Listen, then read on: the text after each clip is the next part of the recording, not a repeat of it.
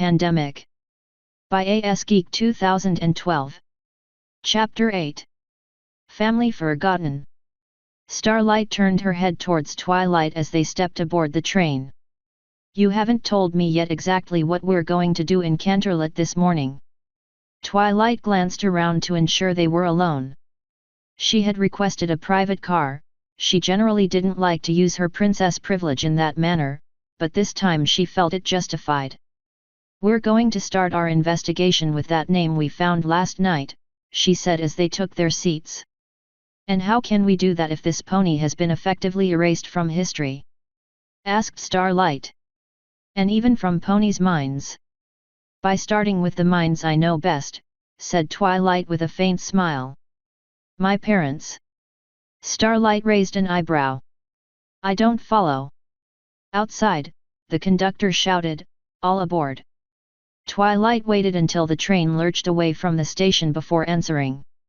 Are you aware of Canterlot foal naming traditions? Only vaguely, said Starlight. You got your first name from your mother, Twilight Velvet, right? Yes, and Sparkle is a variation on Light. So how did they ever name your brother Shining Armor? My mother's grandfather was named Steel Armor and was a very well-respected member of the Royal Guard, said Twilight. He had passed away a few months before Shining was born, and Mom wanted to honor the stallion's memory. Shining was the best name they could come up with on the Light theme that worked with armor. Okay, I follow you so far, said Starlight. What about it? My grandfather on my father's side is Shimmering Light. His wife is named Sunset Glow. Starlight's eyes widened. You're kidding me. You really think that if they ever had a daughter, they could potentially name her Sunset Shimmer? But they didn't, said Starlight. You told me your father had no siblings. Twilight nodded. I know. But if he did have a sister, she would be my aunt. Wow, Starlight breathed. This is personal now, Starlight, Twilight said. This has affected my own family. If my theory is right, we've been made to forget this pony was ever our kin. My grandparents are the kindest ponies you could ever meet. The idea that they could have been made to forget they ever had a daughter is revolting. Starlight nodded, her eyes averted. Something the matter? Twilight asked. Oh, no, it's fine, said Starlight in a subdued voice. No, it's not, declared Twilight. What is it? Starlight sighed.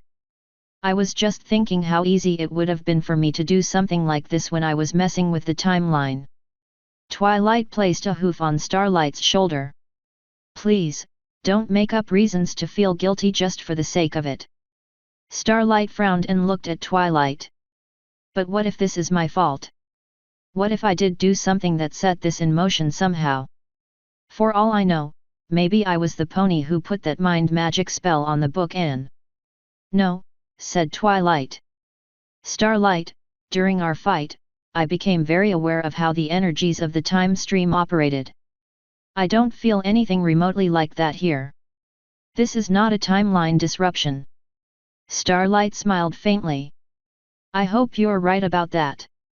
Think of it this way, you know all about how small things can change history. Put that knowledge to use here and help me find ways to poke more holes in this dark magic spell. You really think we can do that? Dark magic is powerful but not very precise, said Twilight. It was never meant for something this delicate. That means if we can get aspects of reality to actively fight against it, it will weaken. She paused. And force the original caster to renew it. And thus forcing the caster to reveal her identity, said Starlight. Or his identity. Twilight sighed. It's okay, Starlight. I'm resigned to the idea that Celestia is the #1 suspect. She's the only pony around 20 years ago who could pull off such a feat. Luna was still on the moon and Cadance had only just become an alicorn. This is indeed alicorn-level magic. I'm sorry, Twilight, said Starlight softly. What we don't know and what I truly hope will make some sort of sense is Celestia's motivation. What an equestria would drive her to completely erase the existence of one particular pony? Asterisk. Celestia peered at the remaining fruit on the breakfast platter, looking thoughtful. She finally plucked a slice of apple in her magic and raised it to her muzzle. She glanced past it. "You've been rather quiet this morning, dear sister," she said gently before popping the slice in her mouth. "My apologies, Tia," said Luna with a small smile. "I have things on my mind." Celestia considered. "Would it have anything to do with that letter you received just before I raised the sun?"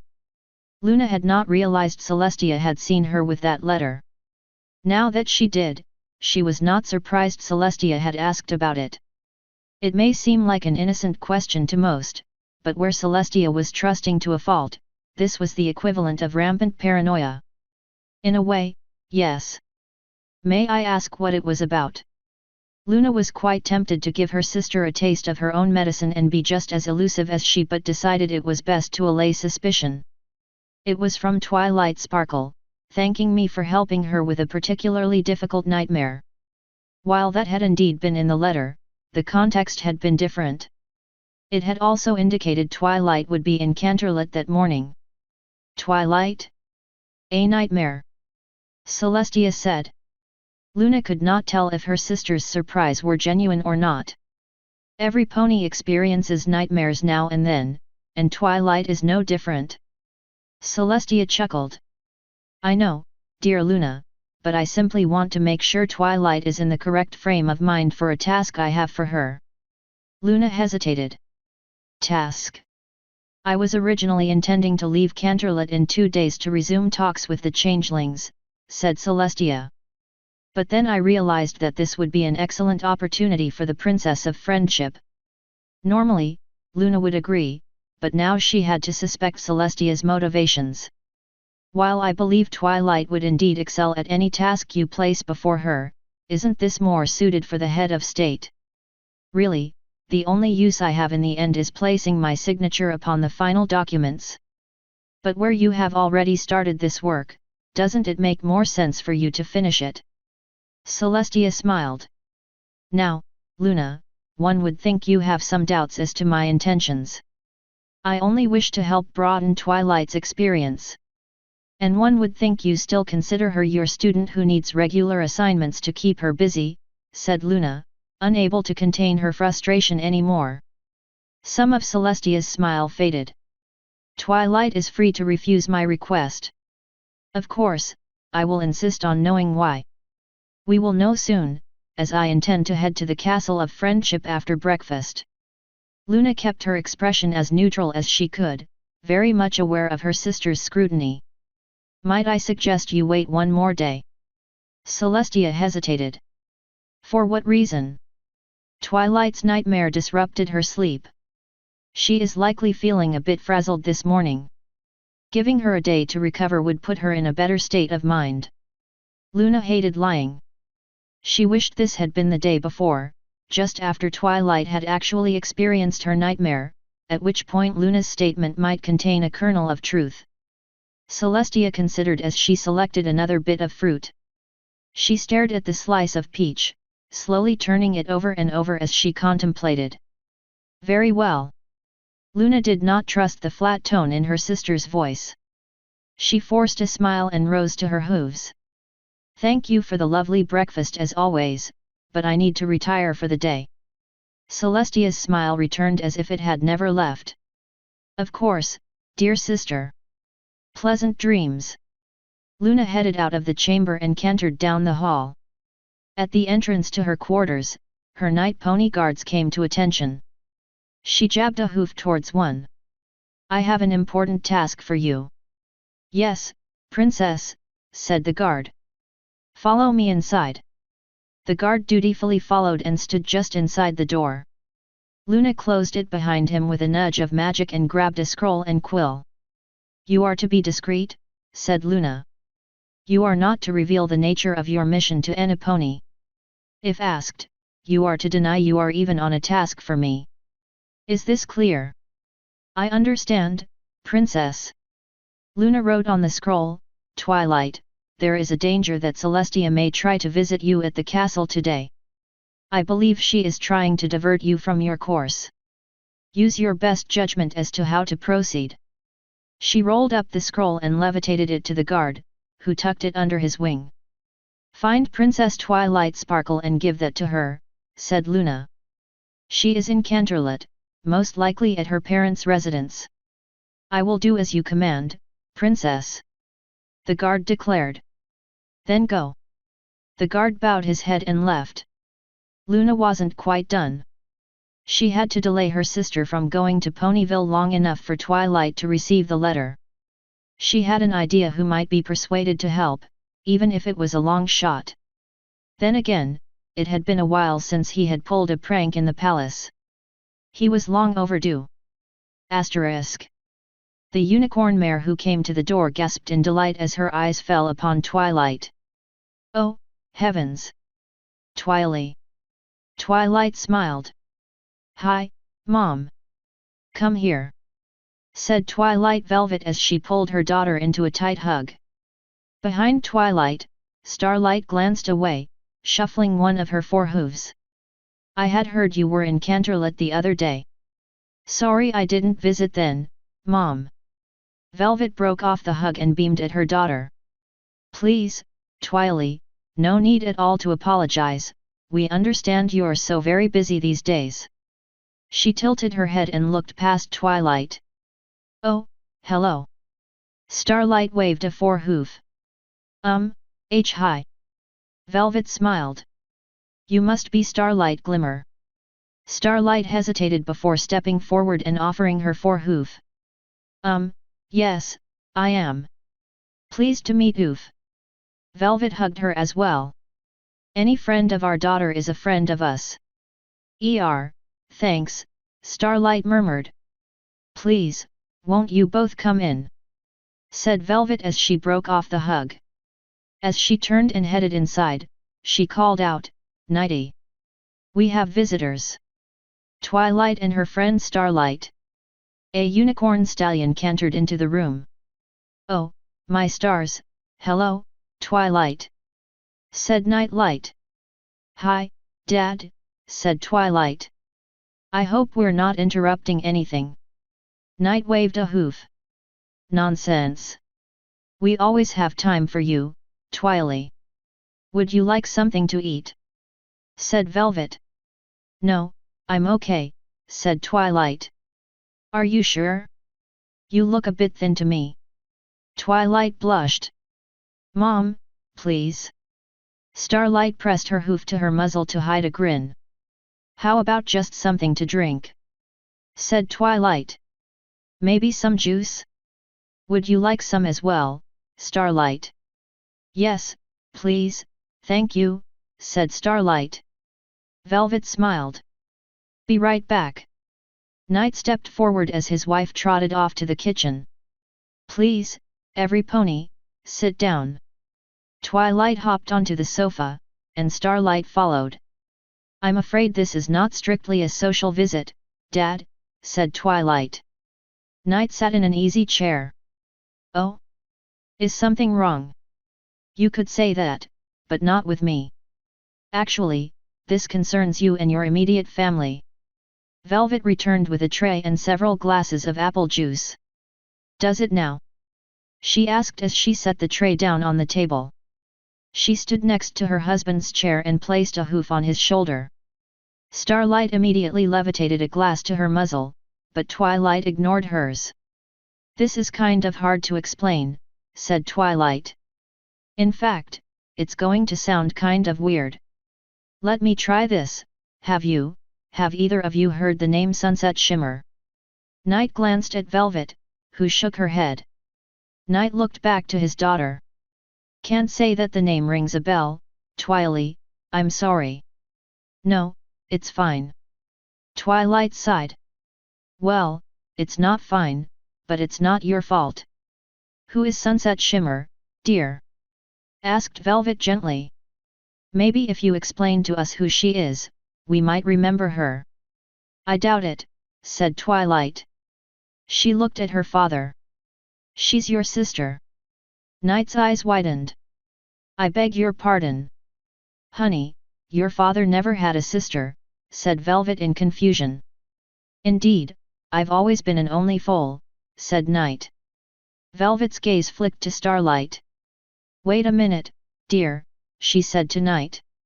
Starlight here was the one who did a bit of mischief with the timeline. Starlight blinked. Mischief? That's a rather weak word to describe what I did. Perhaps that's what this is all about. Velvet suggested. Ah, I see, said Night. Meaning in some alternate timeline, I have a sister. No, that's not what we mean. Starlight declared. We mean you have a sister in this timeline but you forgot her. Night and Velvet stared at her. What? Night said in a small voice. Twilight frowned. She had wanted to break this a little more gently, but perhaps the shock would help break the influence of the spell. I know this sounds incredible, and there's a chance I may be wrong, said Twilight. Dad, I want you to think very hard on the name Sunset Shimmer and see if it means anything to you. I'll do my best, Twily, said Night. I do admit, it sounds like a name my parents would give a daughter. Didn't you tell me your parents wanted a daughter at some point, dear? Velvet asked. Yes, as a matter of fact. Twilight finally levitated a glass towards her. How strongly did they want one? Pretty strongly, I would say. Normally I'd tell you to talk to your Grandpa Light or Grandma Glow for more details, but it's kind of a sensitive topic for them. Sensitive topic? Starlight asked. Why? Your friend is, quite forthright, Twilight, dear, said Velvet. Twilight smiled at Starlight. Yes, but I often like that about her. Starlight slowly smiled as well. Velvet glanced down at her husband. You don't have to tell them if you feel too uncomfortable about it, she said softly. Night shook his head. No, Twily doesn't bring up stuff like this for no reason. He sighed and gave Twilight a sad look. When I was very young, my parents told me they planned to have another foal and were hoping for a daughter. I was quite delighted at the prospect of having a sibling. Yet after repeated failures to conceive, my mother had to tell me that it might not happen. I was so disappointed that well. He fidgeted a bit. I invented an imaginary sister. Twilight's eyes widened. You did what? Night blushed. This is a little embarrassing. I'm sorry, I didn't mean it that way at all, said Twilight. But I find it very odd you would happen to do this when I think you might have had a real sister. Night exchanged a troubled look with Velvet. What did you call her? Asked Starlight. I called her Sunny, said Night. But only because it was based on my mother's name. Twilight frowned. Or a nickname for Sunset Shimmer. Really, Twily, she was as imaginary as the characters in those daring-do books you enjoy. Never mind that, Twilight stopped. Wait, what did you just say? As imaginary as characters in a story. No, that's not what you said. You said daring-do. Night blinked. I did. Yes, you did, Velvet said, bemused. I heard it, too, said Starlight. I just don't get what the significance is. The events recounted in Daring Do are real, Twilight said. Starlight stared at her. You're joking, right? It's a long story, I'll tell you later. The point is, I told my parents about it. They know Daring Do is real as well. Night's pupils shrank slightly. But then why did I? Because something in your subconscious where you know you had a real sister was looking for a way to slip past the magical censor that's suppressing your memories. Stark silence settled over the room. Night's eyes glistened. Good heavens, he whispered before giving Velvet a stricken look. Could I really have had a sister I don't remember? Velvet pressed a comforting hoof into her husband's shoulder before casting a troubled gaze at her daughter. Twily, I don't mean to be cross with you, but the subject of his imaginary sister is more sensitive than he's let on. It caused quite a row in his family right when you were still a foal. Twilight's eyes widened. When did that happen? Twily, please. I'm sorry, I know this is painful, but I have to know. When did it happen? 21 years ago, said Night in a quavering voice. Twilight whipped her head towards Starlight. Before we left the castle, I had another look at that dark magic spell. Night's pupils shrank to pinpricks, and Velvet swallowed hard. I wanted to see if I could figure out how old it is. I was able to estimate the date of the casting of that spell to about 20 to 21 years ago.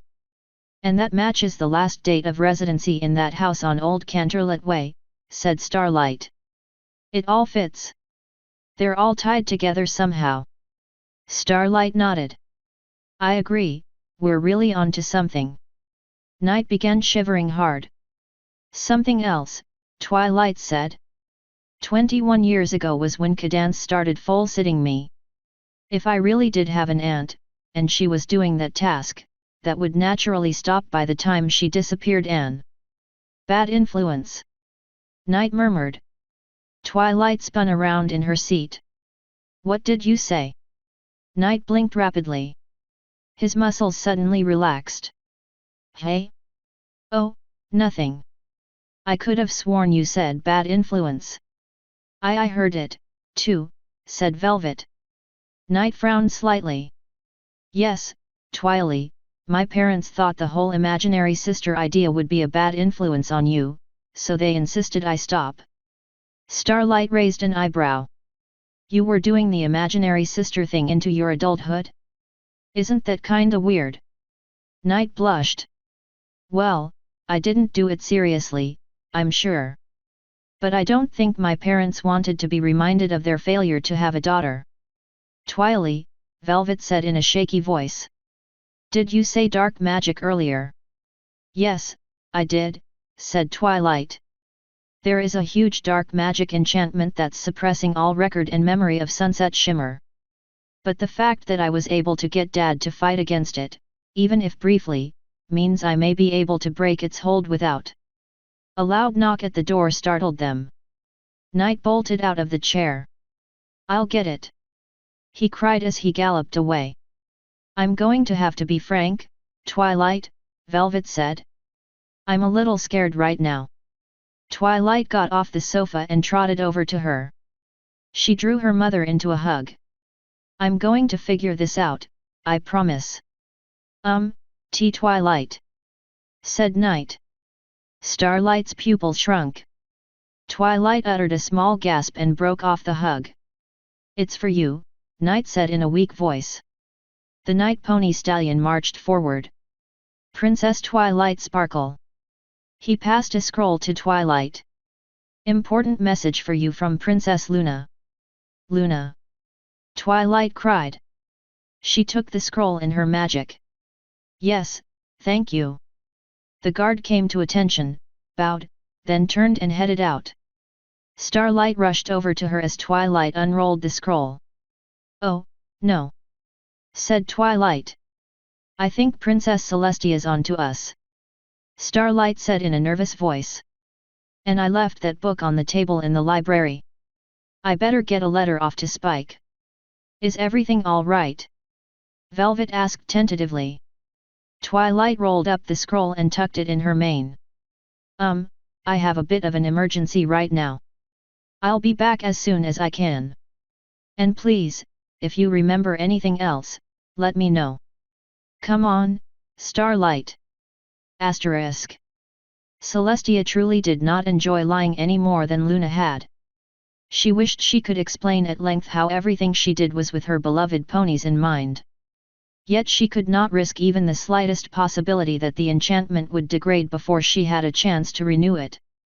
Before she could do that, she needed Twilight as far away from Canterlot as possible, or the surge of dark magic would be detected.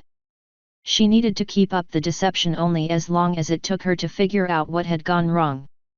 Then she could come clean and accept either Twilight's forgiveness or unending hatred. Then she'd have the monumental task of forgiving herself. She had intended to make a brief announcement at the opening of day court that she needed to delay the proceedings due to an urgent matter, yet she then faced what became the daunting challenge of getting to day court. The usual corridor she took had been the scene of an unfortunate collision between the cleaning staff and the cooking staff.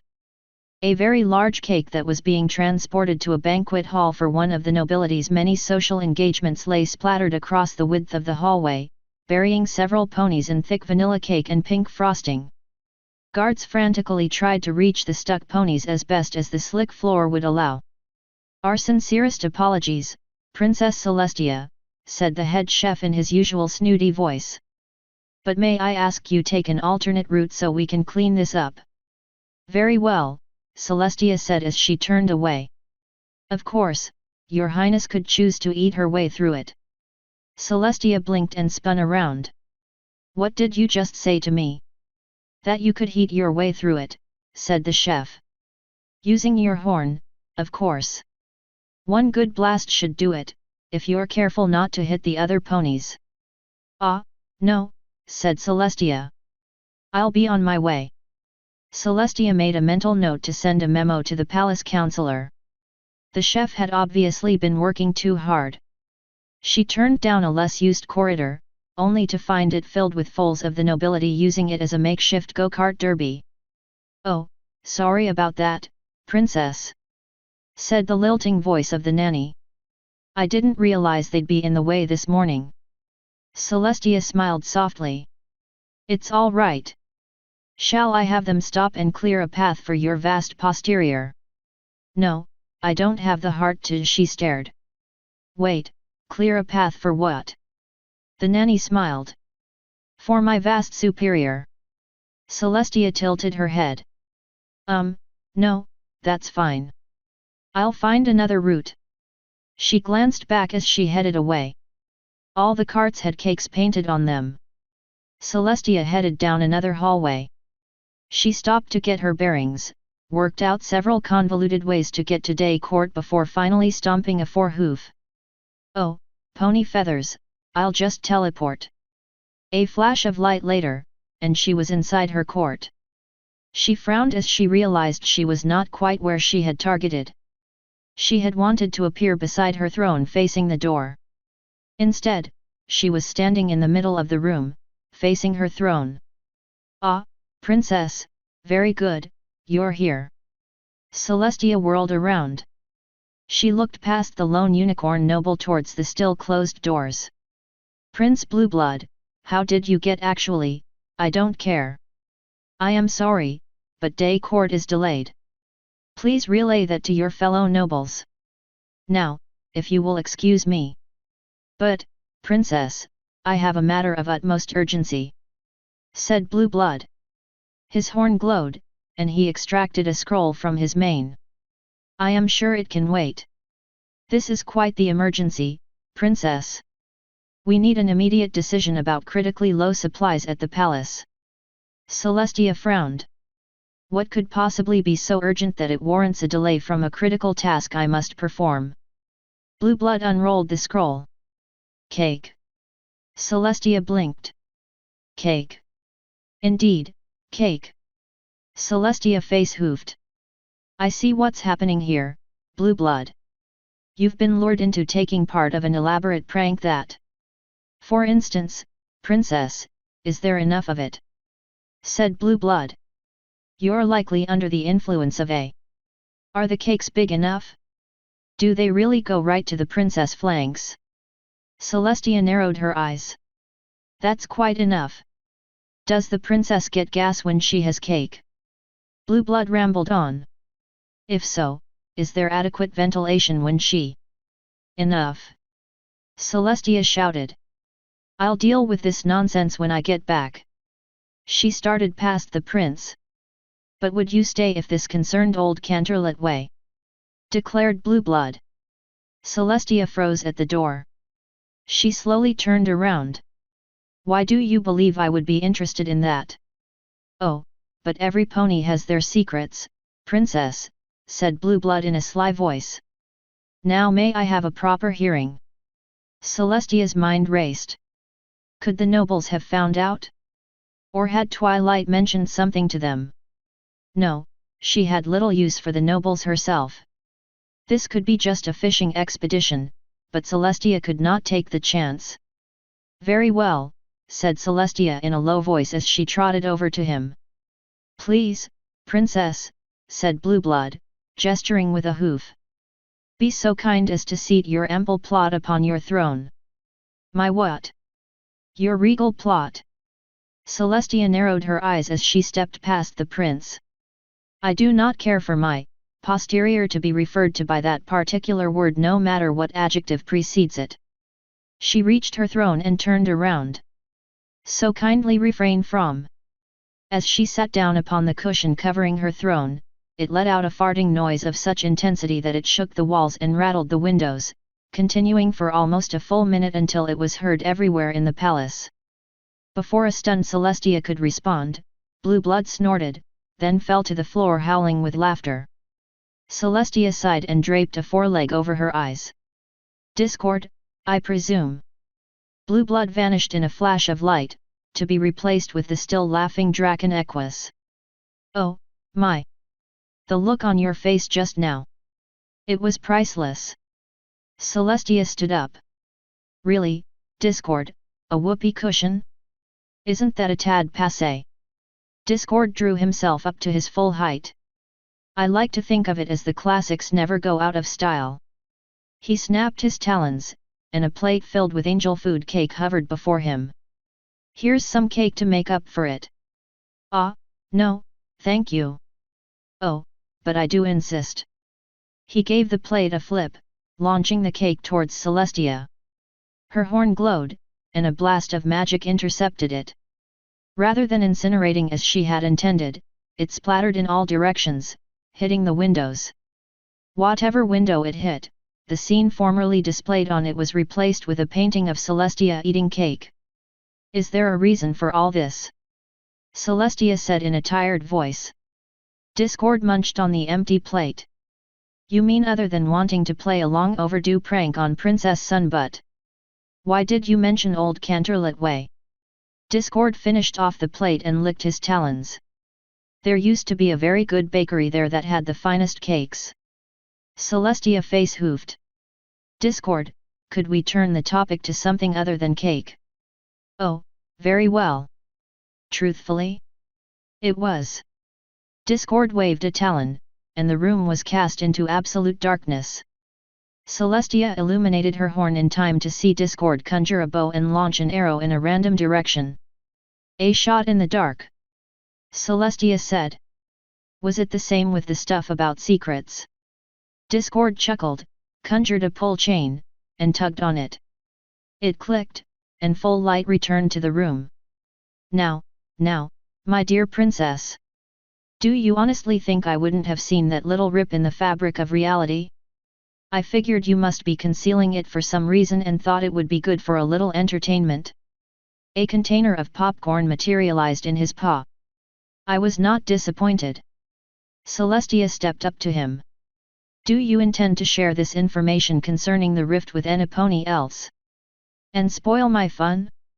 Not a chance. A flash of light, and Discord was dressed like a boxer. He adopted a fighting stance and made some quick jabs in the air. I'm quite looking forward to seeing you in a match-up against Sparklebutt. I don't want this to be a match-up, Discord. I don't like being at odds with her. Discord shrugged, and his boxing paraphernalia vanished. I must say, this is unusual for you, Celestia. Being so secretive and confrontational. Not what I expected from you at all. He leaned over and whispered to her with a sly smile. Keep up the good work. He winked and vanished. A moment later, the windows faded back to their original scenes. Celestia frowned. I'm doing this to prevent a confrontation, not encourage one. She caught movement out of the corner of her eye. Discord had appeared in one of the windows. Who are you trying to convince, Celestia? Me? Or yourself? He vanished once more. Asterisk. All right, I got a letter off to Spike, said Twilight. He'll secure the book in one of the shielded rooms I use for practicing potentially dangerous magic. That should hide it from Celestia's senses. But that's not going to solve the problem of us not being there, Starlight said. How are we going to get back to the castle in time? If it were just me, I could fly most of the way and teleport the remaining distance. Maybe you should go on ahead, then. We both have to be there, Twilight said. You said yourself that she suspects you can be of great help to me in any investigation. We can't afford to raise any more suspicions. Then what do we do? Twilight glanced up into the sky. I have an idea. Starlight, you can hold that self-levitation spell for quite a while, right? Well, yes, but I can't fly very well with it, said Starlight. Certainly nowhere near as fast as you. You won't have to. I'll be your wings. Starlight's pupil shrank. Are you serious? You have any other ideas? Starlight sighed. No. All right, let's try it. Her horn glowed, the aura spreading over the rest of her body. Her hooves left the ground a moment later. Now what? Twilight extended her wings. She rose into the air and situated herself over her student, then wrapped her forelegs around Starlight's barrel. Starlight yelped. Well, this isn't awkward at all. Nope, not a bit. Twilight blushed as she flew up and forward with Starlight in tow. Oh, hush. Just get us back to the castle as quickly as possible so I can start forgetting this ever happened. Asterisk. Twilight sparkle. Celestia's voice rang from the entrance of the Castle of Friendship. Starlight glimmer. May I speak with you both for a few moments? Spike hurried back up the stairs from the depths of the subterranean magic labs as fast as his feet would carry him. Oh, hey, there, princess. Spike said in a bright if slightly quavering voice. What brings you here? Celestia swept her gaze over the room as she stepped forward. She smiled down at Spike. I have a task for Twilight and her pupil. If you would be so kind as to inform them I am here, I would appreciate it. Ah, well, is something the matter? They're out. Celestia raised an eyebrow. Out? Way out? Said Spike. I mean, they're far away. Not that far away. They're in town. Somewhere. Celestia chuckled. You appear to be a little confused. Are you certain they have not taken a little trip somewhere? Positive. They're right here in town. Celestia nodded and turned away. Then perhaps I will look for them in Ponyville. It's been too long since I paid the citizens of this town an informal visit. Spike's eyes widened. Oh, but they'll be back soon. We just have to wait for them, that's all. Celestia turned back around. Now, Spike, is there something you're not telling me? Sure there is. I haven't told you what I had for breakfast this morning, or what the weather schedule for today is, or... I didn't quite mean that, and... Celestia trailed off. She raised her head and looked towards the library. Spike swallowed hard and started whistling. Spike, said Celestia in a more serious voice. Has Twilight been practicing any unusual magic lately? Spike fidgeted. What do you mean? I thought for just a moment I caught a lingering resonance of dark magic. Spike's eyes widened. Dark magic? Here? Oh, now, that's silly. Oh, I didn't mean you're silly, princess. He glanced past Celestia. They're here. Celestia turned around as hoof steps galloped towards her. Princess. Sorry. A winded Twilight said as she skidded to a halt. Didn't know you were coming. Was busy in town. Same here. Said Starlight. She giggled nervously. All that friendship lesson stuff just keeps us busy. Celestia smiled gently. That's very good to hear, and it is part of my reason for this visit. Twilight, you are no doubt aware that there is still much work to be done concerning the changeling negotiations. Twilight nodded and smiled. Yes, and I'm looking forward to hearing more about it when you get back. Then you will be glad to hear that you will instead have first hoof experience with it, said Celestia. As I am requesting that you and Starlight go in my stead. Starlight's mouth fell open. What? Twilight chuckled. Oh, thank you for this honor, but, well, isn't that more something for you to handle?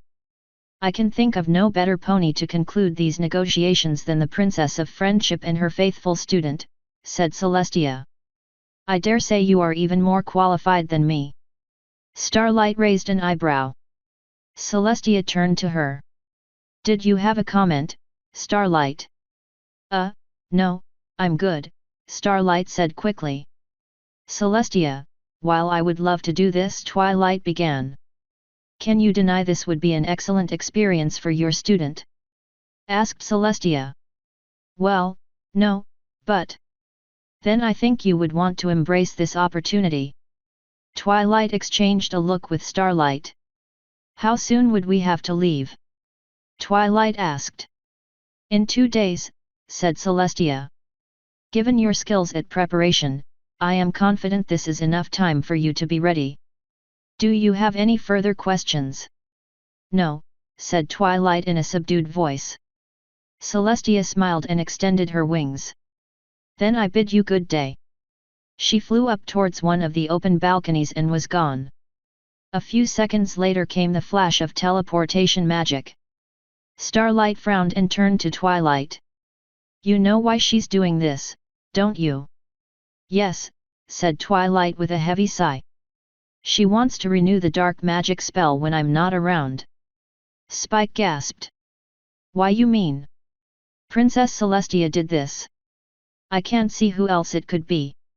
You're not really intending to go on this little trip, are you? Starlight asked. Of course not, said Twilight. But that means I now have only 2 days to find a way to break the spell. She shuddered. Or to force a confrontation with Celestia.